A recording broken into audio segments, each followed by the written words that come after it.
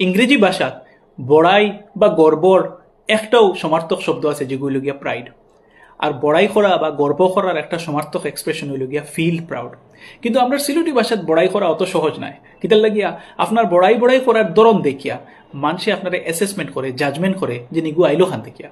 Welcome to Siloti English. This is Siloti Madness Rare Translation word number 9, 10 and 11.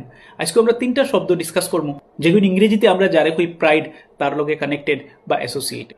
তো পয়লা দুইটা synonym হইল গিয়ে আপনার বারোটা বা খাড়োটা। নাও বারোটা and খাড়োটা is like a misplaced pride, and it is caused by praise, affection or pampering. মনে করেন সারা কুটুম খেস মিলিয়ে একখানো বইছেন এবং একটা হরুতা নয়া কিছু একটা শিকিছে, একটা ছড়া কবিতা বা একটা গান শিকিছে। তো তারা সারাই হইলে তুমি গানটা গাইয়া শুনাও রে বা হ্যাঁ শর্মা শর্মা যে গানটা গাইয়া শুনাইলো এবং গানটা গাইয়া শুনানির লগে লগে সবে আত্মালি দিলা, তারা কিছু মায়া করলা, কিছু আদর খদর করলা।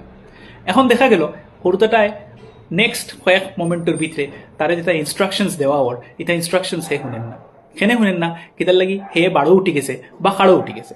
তখন জেনারেলি হুড়তারে নর্মাল বিহেভিয়ার ঘুরাই আনার লাগিয়া আমরা সিলেটি ভাষায় যেটা হইতে হইল গিয়া মায়া ফাইয়া বেশি বাড়ো উঠি গেছো নি বা মায়া ফাইয়া বেশি খাড়ো উঠি গেছো নি। সো এগুর ইংলিশ এক্সপ্রেশন হইতে পারে enough now, behave normally, come back to your senses.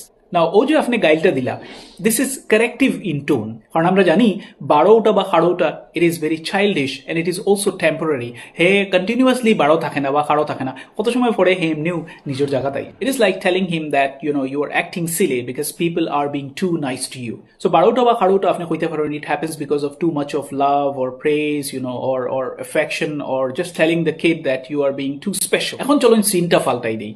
এখন একজন মানুষ আছে, হ্যাঁ অতদিন পর্যন্ত নর্মাল হইয়া চলছে, আস্তেও দেখা গেল তার একটা লটারি লাগিয়ে গেছে বা দেখা গেল তার প্রমোশন হয়ে গেছে বা দেখা গেল হে বেকার আসলো, এখন তার একটা বালা চাকরি লেগে গেছে। অতদিন পর্যন্ত হে আপনার কল উঠাইছে, এখন হে আপনার আর কল চল উঠায় না। তার বাপসাপ দেখি অল মনে হয় যেন সারা তার তলে পড়ে গেছে, হে মনে হয় সবর উপরে উঠে গেছে। নাও উই ডোন্ট সে তুমি বাড়ো উঠি গেছো নি বা খাড়ো উঠি গেছো নি, আমরা কইমু পয়সা ফাইয়া ফগার বাড়ি গেছিনি। It's like after getting money, haven't you become too big-headed?